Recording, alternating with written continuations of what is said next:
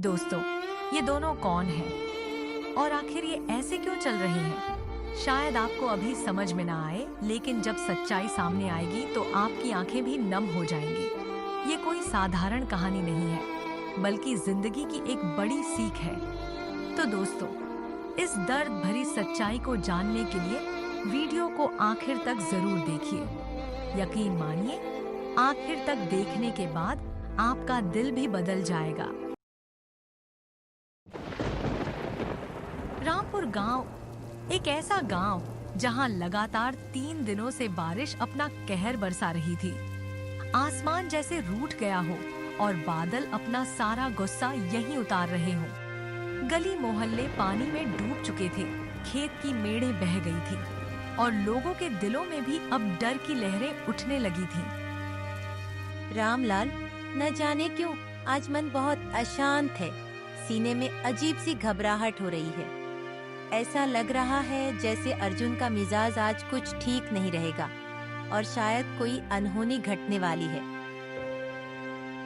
हाँ, पर ये तो रोज की बात है, काम का तनाव। लेकिन आज पता नहीं क्यों बारिश का पानी कुछ ज्यादा ही ठंडा लग रहा है, जैसे अपने साथ कोई अजीब सी सिहरन और अनजाना सा डर लेकर आया हो।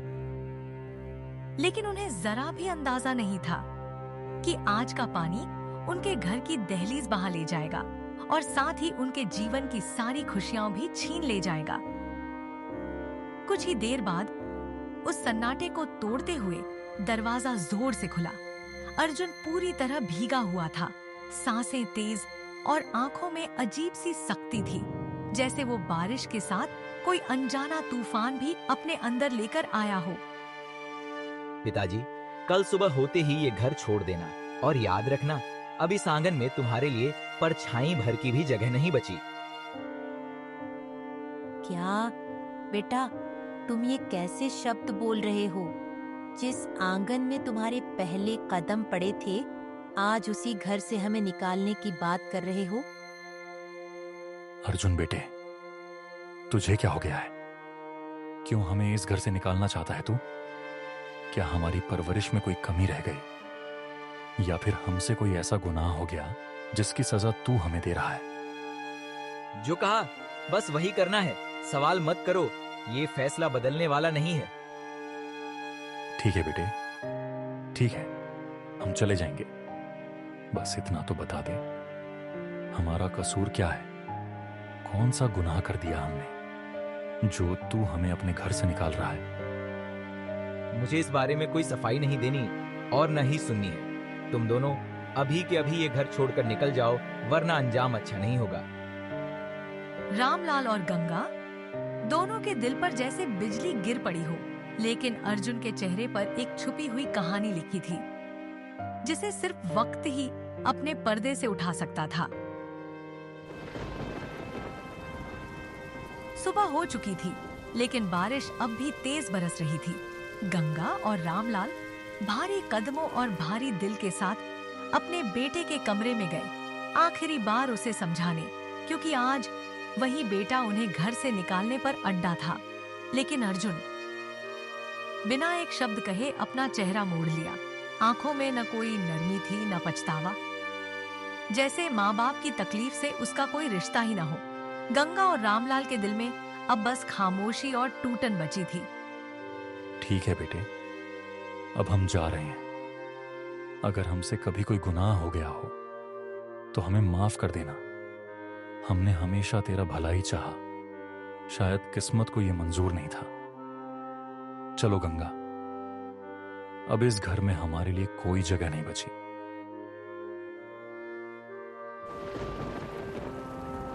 बस इतना कहकर उस दिन वो 2 बूढ़े माँ बाप अपने ही घर का दरवाजा हमेशा के लिए छोड़कर निकल गए। आसमान में काले बादल उमड़ रहे थे। बारिश की बूंदें उनके सफेद बालों और झुर्रियों भरे चेहरे पर गिरकर उनके आंसुओं से मिल रही थी। हर कदम के साथ यादों का बोझ और भारी होता जा रहा था और पीछे उस आंगन में बस सन्नाटा गूंज रहा था। और फिर सुबह होते ही ये खबर पूरे गांव में आग की तरह फैल गई। कि अर्जुन ने अपने बूढ़े माँ बाप को घर से निकाल दिया है। हर चौपाल, हर गली, हर दालान में बस इसी की चर्चा थी। लोग हैरान थे, कुछ गुस्से में और कुछ चुपचाप सर हिला रहे थे। अरे तुम्हें पता है, अर्जुन ने अपने ही माँ बाप को घर से निकाल दिया। जिन्होंने उसे चलना सिखाया, बोलना सिखाया, वही आज उन्हें घर से निकाल फेंक आया। कल तक तो कहता था माँ बाप के बिना एक दिन भी नहीं जी सकता। आज क्या हो गया इसे, जो उसी माँ बाप को घर से निकाल दिया। लेकिन किसी को ये नहीं पता था कि असली वजह क्या है। हर किसी के मुंह पर अलग अलग बातें थीं। कोई कह रहा था कुछ और, तो कोई अपनी कहानी सुना रहा था। गांव की गलियों में अफवाहों का शोर था, पर सच्चाई अब भी पर्दे के पीछे छुपी हुई थी।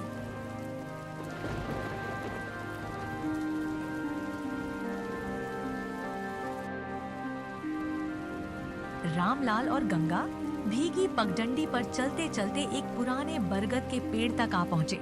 आसमान में बादल गरज रहे थे। बारिश नदी की धार जैसी तेज बरस रही थी और बिजली की चमक आंखों को चौंधिया रही थी। थके हारे दोनों ने उस पेड़ की घनी छांव तले आसरा ले लिया। गंगा, क्या हो गया हमारे बेटे को?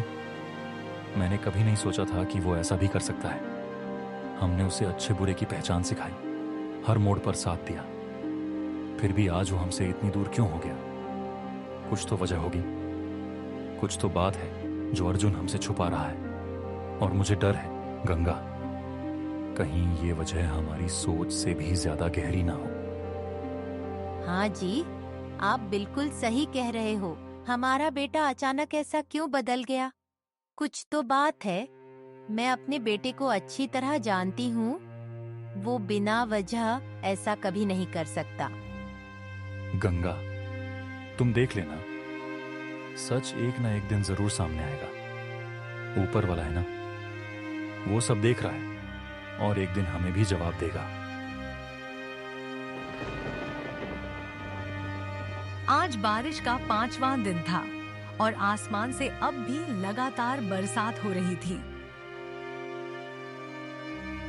अर्जुन अपने कमरे में अकेला बैठा कुछ कागजों को गौर से देख रहा था।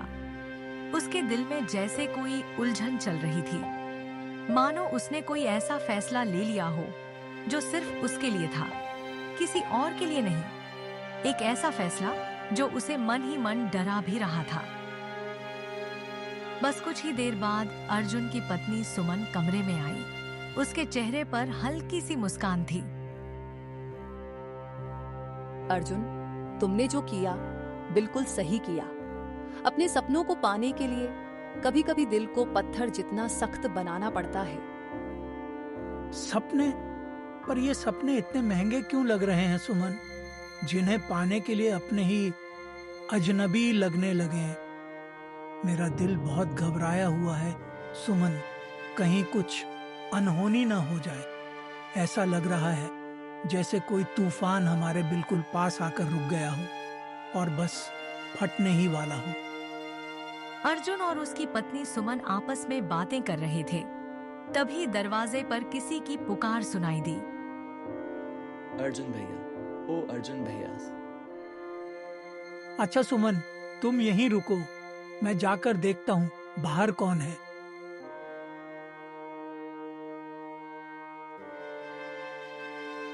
दरवाजा खोलते ही अर्जुन की नजर बाहर पड़ी। अर्जुन ने गौर से देखा।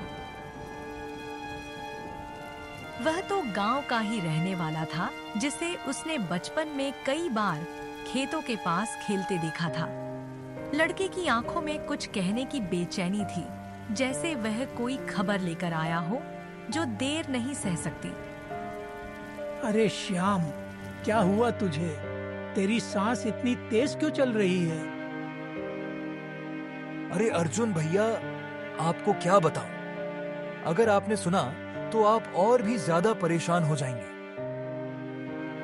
अरे भाई, साफ साफ बताओ आखिर क्या बात है। जल्दी बोलो ना, अब और देर मत करो। मैं कल रात मुखिया के आंगन के पास से गुजरा। वहां मैंने सुना तुम्हारा घर, तुम्हारी जमीन अब सब मुखिया के नाम हो चुकी है। जैसे ही अर्जुन ने ये बात श्याम के मुंह से सुनी, उसका दिमाग हिल सा गया। हाथ और पैर जैसे झुनझुनी खा रहे हों और दिल तेजी से धड़कने लगा। हे भगवान, ये क्या हो गया? अब समझ में आया कि मुखिया ने उस दिन मुझसे दस्तखत क्यों लिए थे। अच्छा श्याम, चलो जल्दी, हमें फौरन मुखिया जी के घर पहुंचना होगा, कहीं देर ना हो जाए। अर्जुन और श्याम बिना किसी समय गंवाए सीधे मुखिया जी के घर की तरफ चल पड़े। उनके कदम तेज थे, चेहरों पर चिंता और दिल में बेचैनी साफ झलक रही थी। दोनों चलते चलते आखिरकार मुखिया जी के घर पहुंच गए। तब तक आसमान पूरी तरह साफ हो चुका था और बारिश भी थम गई थी। मुखिया जी, ये आपने क्या कर दिया? मुझे बताए बिना आपने मेरे दस्तखत कैसे ले लिए और मेरा घर आपने नाम पर कैसे कर लिया? ये बात सुनते ही मुखिया पूरी तरह गुस्से में आ गया और अर्जुन की तरफ देखकर बोला, अर्जुन, जब तुम अपने ही घर से अपने माँ बाप को निकाल सकते हो तो दस्तखत करना तो तुम्हारे लिए बस एक मामूली सी बात होगी।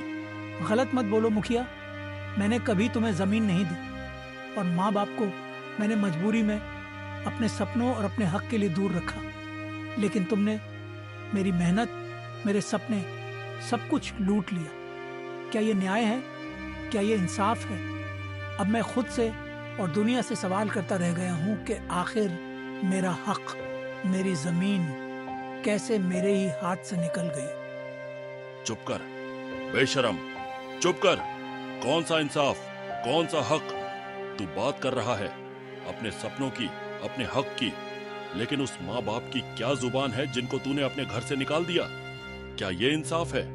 क्या ये हक है? तू खुद तो अपने लिए सब सही मानता है। तुझे पता भी है उन्होंने कितने बरस तुझे पाल पोसा, तेरे लिए कितनी कुर्बानियां दी, और तूने सबको धक्का दे दिया अपने स्वार्थ और अपने सपनों के लिए। अब तू मेरे सामने आकर हक की बात करता है। हक जो तूने अपने हाथों से तोड़ दिया, उसका रोष और उसका दर्द कभी तू महसूस करेगा?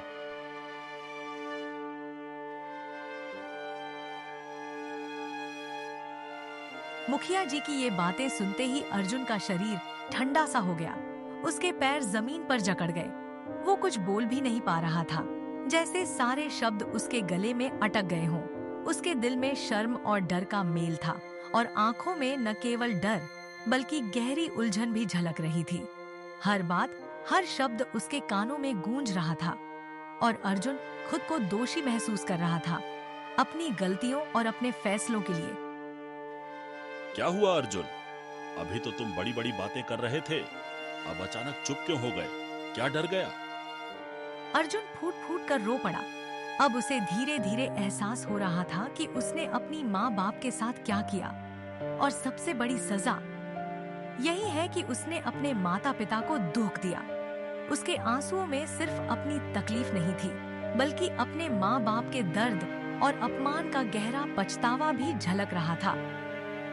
मुखिया जी, कृपया मुझे माफ कर दीजिए। मैंने अपने माँ बाप के साथ बहुत बड़ी गलतियां की हैं।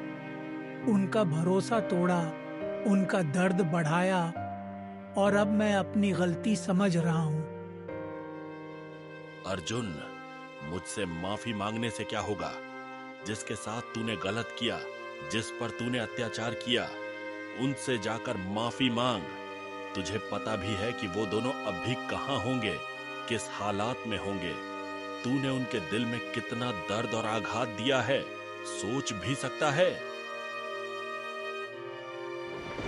लगता है बरसात फिर से शुरू होने वाली है और बहुत घनघोर। ये सिर्फ मौसम नहीं, ये तुम्हारे कर्मों का फल है अर्जुन। तुमने जो गलतियां की, जिनके साथ अत्याचार किया, अब वही सब लौटकर तुम्हारे सामने आएगा। बारिश की हर बूंद जैसे तुम्हारे कर्मों की सजा बरसा रही है। समझो अर्जुन, अब तुम्हें अपने किए का सामना करना ही होगा। ठीक है मुखिया जी, मैं अपने माँ बाप को ढूंढ कर ही रहूंगा, चाहे वो कहीं भी छिपे हों, किसी भी हालत में। चाहे अंधी आए, तूफान बरसे या रास्ते कितने भी खतरनाक हों, मैं उन्हें कहीं से भी ढूंढकर वापस लाऊंगा। अब कोई रोक नहीं सकता मुझे। मैं अपने किए का सामना करने और उन्हें सुरक्षित घर वापस लाने के लिए अपनी हर ताकत लगा दूंगा। उनके आंसुओं को सुखाने के लिए, उनके दर्द को मिटाने के लिए मैं खुद को पूरी तरह झोंक दूंगा। अब देर नहीं, अब बहाने नहीं। हर कदम, हर सांस सिर्फ उसी ओर जाएगी जहां मेरे माँ बाप हैं। और जब उन्हें सुरक्षित पालूंगा, तब जाकर मुझे सच्ची शांति और राहत मिलेगी। इतना कहकर अर्जुन अपने बूढ़े माँ बाप को ढूंढने के लिए निकल पड़ा। उस समय आसमान जैसे फट पड़ा था। बारिश तेज हो चुकी थी और हर बूंद ऐसे गिर रही थी जैसे किसी ने आसमान से क्रोध बरसा दिया हो। काले बादलों की गहरी गर्जना पूरे गांव में गूंज रही थी, मानो कोई अदृश्य राक्षस चिल्ला रहा हो। कीचड़ में उसके पैर ढसते, पानी उसकी आंखों में घुसता, लेकिन उसके कदम रुकते नहीं। अर्जुन जानता था कि ये तूफान, ये बिजली, ये बरसात सब जैसे उसके हौसले की परीक्षा ले रहे हों। पर उसके दिल में एक ही संकल्प था, चाहे रास्ता कितना भी डरावना और कठिन क्यों न हो, वो अपने माँ बाप को ढूंढ कर ही लौटेगा। गांव का कोई भी कोना, कोई भी तंग गली, कोई भी छिपने की जगह ऐसी नहीं थी जहां अर्जुन के कदम न पहुंचे हों। न उसने मूसलाधार बारिश की परवाह की, न ही थकान के बोझ को अपने पांव की रफ्तार में आने दिया। उसकी आंखों के आगे बस एक ही तस्वीर थी, अपनी माँ बाबा का चेहरा, जो उसे हर हाल में ढूंढना था। अर्जुन थोड़ी दूर चलता गया, तभी उसने देखा कि सामने से एक आदमी आ रहा था।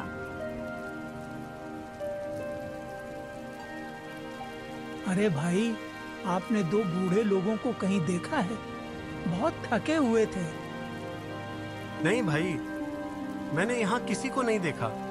इतनी बारिश में कौन बाहर निकलेगा? और बूढ़े लोग तो बिल्कुल भी नहीं। वैसे हुआ क्या भाई? अर्जुन ने बिना कुछ कहे बस एक गहरी सांस ली और भीगे कपड़ों के साथ चुपचाप आगे बढ़ गया। बारिश की बूंदें उसके चेहरे से होकर जमीन पर गिर रही थी, मगर उसके मन का बोझ उनसे कहीं भारी था। अर्जुन भीगी हुई पगडंडी और कीचड़ के बीच लड़खड़ाते कदमों से चलता हुआ आखिरकार उस गांव की नदी के किनारे पहुंच गया। नदी का पानी उफान पर था। तेज धाराएं मानो अपने साथ सब कुछ बहा ले जाने को बेताब थी। अर्जुन की नजर जैसे ही नदी के उस पार गई, उसका दिल जोर जोर से धड़कने लगा। वहां नदी के दूसरे किनारे पर एक बूढ़ा आदमी और एक वृद्धा शांत भाव से बैठे थे, मानो किसी का इंतजार कर रहे हों। अर्जुन ने बिना एक पल गंवाए तेज कदमों से नदी का किनारा पार किया। पानी की ठंडी धार उसके पैरों से टकरा रही थी, लेकिन उसका ध्यान सिर्फ उस पार बैठे उन दो बूढ़े लोगों पर था। जैसे ही अर्जुन नदी पार कर उनके करीब पहुंचा, उसके कदम अचानक ठिठक गए। उसने देखा वहां कोई अजनबी नहीं था, वो तो उसके अपने ही बूढ़े माँ बाबा थे, जो चुपचाप उसकी ओर देख रहे थे। अर्जुन की आंखों से आंसू छलक पड़े। उसका दिल मानो एक ही पल में टूटकर बाहर बह गया। पिताजी, माँ, मुझे माफ कर दीजिए। मैंने आप दोनों के साथ बहुत अत्याचार किया है, बहुत बेइज्जती की है। मैं जानता हूँ मैं माफी के लायक नहीं हूँ, लेकिन अगर हो सके तो अपने इस नासमझ बेटे को माफ कर दीजिए। बेटा, रो मत बेटा। मैं जानता था तू जरूर हमें ढूंढता हुआ आएगा। गंगा, ये देखो, हमारा बेटा हमें वापस लेने आया है।